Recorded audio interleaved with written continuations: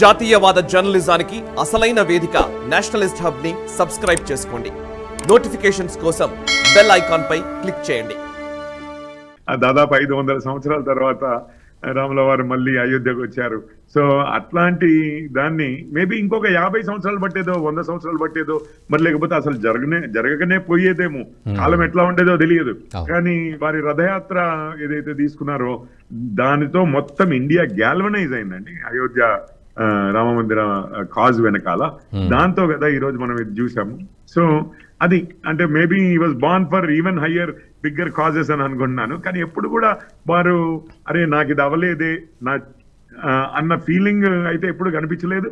And అట్లా అనుకునేవారైతే అసలు తన చేతిలో ఉన్నదాన్ని తీసి లేదు ఇది ఈ సమయంలో ఇంకొకరు ఉంటేనే, వాజ్పేయి గారు ఉంటేనే మన కాజ్ అయినా కానీ, మన పార్టీ అయినా కానీ, మన ఐడియాలజీకి అయినా కానీ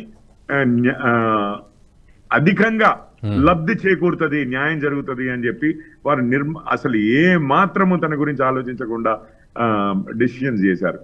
అది ఇంకా అదే ఇంకంటే ఏమాత్రం స్వార్థభావం లేకుండా ఉన్నది చూసారా. అట్లాంటి వాళ్ళు అట్లాంటి వ్యక్తిత్వం ఉన్నప్పుడే పెద్ద పెద్దవి పాసిబుల్ అవుతాయి అనేది అది ఒక్కటే సింపుల్ థింగ్ నేను నేర్చుకున్నదానండి. వేరే వాళ్ళు ఏం నేర్చుకోవాలి అనేది నేను చెప్తాను. వారి బుక్స్ ఉన్నాయి, మనకి అదృష్టం లేకపోతే డైరెక్ట్ గా వారున్న సమయంలో, వారు యాక్టివ్ గా ఉన్న సమయంలో మనం లేకపోయి ఉంటే చాలా బుక్స్ ఉన్నాయి. అందులో జుగల్బందీ అని ఒక బుక్ ఉంటది.